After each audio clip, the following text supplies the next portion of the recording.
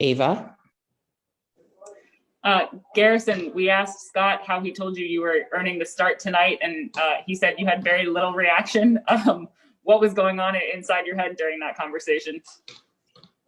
I was just trying to stay locked in. I mean, it's been a dream of mine, as a kid. But then again, I can't get, there's one thing getting there, and there's one thing, to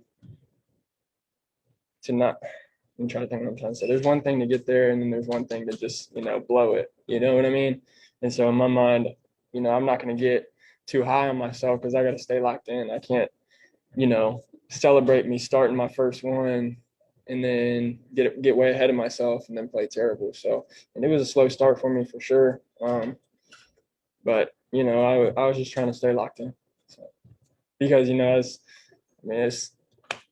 I pride myself on playing as hard as I can defensively, and everybody in the league can score.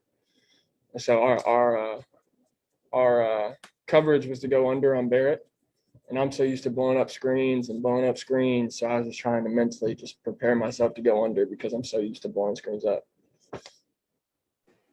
There's been a lot of talk about pride, like you said, on defense and taking pride in guarding your man. Was that the message again tonight in the locker room afterwards, or what did the coaching staff have to say for you guys? Yeah, there's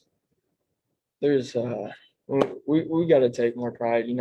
Getting beat one-on-one, being in the right spots. It's not you're going to get scored on one every now and then, but it's how bad does it hurt getting scored one-on-one is the problem. If it doesn't really hurt, then something's going on, and it's not even just getting beat one-on-one. It's being in the right spots on the help side. It's taking a charge. It's selling your body for the team. It's, all those things and hustling on defense. We can't just play offense. I mean, we're not even playing good offensively right now. We're not shooting it great. And that happens, but we cannot let that affect the defensive end. And,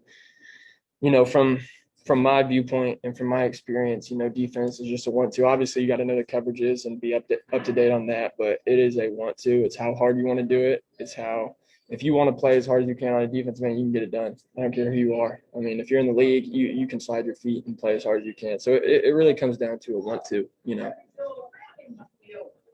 Thank you, Garrison. Fred. Hey, Garrison. What's up?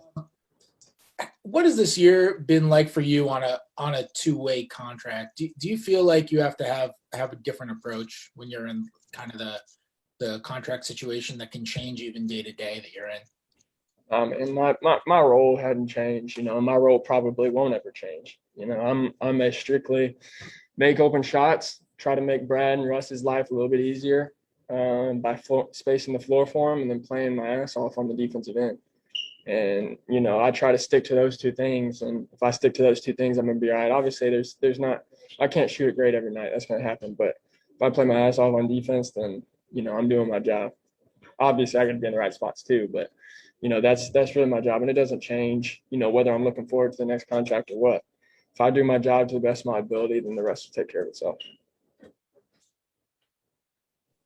Neil. Hey, Garrison, when you were on the bench in the third quarter and fourth quarter, it seemed like you and Brad were talking a little bit. Can you just take us into maybe what was Brad saying, some words of encouragement? Yeah, man. I mean, I don't want to get too deep into it. We were just, having a personal conversation between me and him. But, it's tough, man. I was telling him that there's really nobody can say anything bad about Brad. He is playing his heart out, man. He's averaging 35 a game. He's playing his heart out, and I was just telling him, man, us role players got to help him out a little bit. That was what I was trying to say to him, and obviously he had some encouragement and things to say to me, but that was what I was trying to let him know is that, I respect him tremendously. He has helped me become a better player than I ever thought I could be because I watched that guy, I guard that guy in practice. He's just a great leader, and I love learning from him. He's a great guy, and he's always been an encourager. He's always been a guy that, gives you constructive criticism, doesn't cuss you out, doesn't say you need to be here, you need to, you know what I mean? He gives you constructive criticism. And that's something that improves a team, doesn't hurt a team, it improves a team. So I'm thankful I got a leader like that I can play with, and you know, at some point, us role guys got to work our ass off a little bit more to make his life a little bit easier. Thank you. That it? All right, we're good.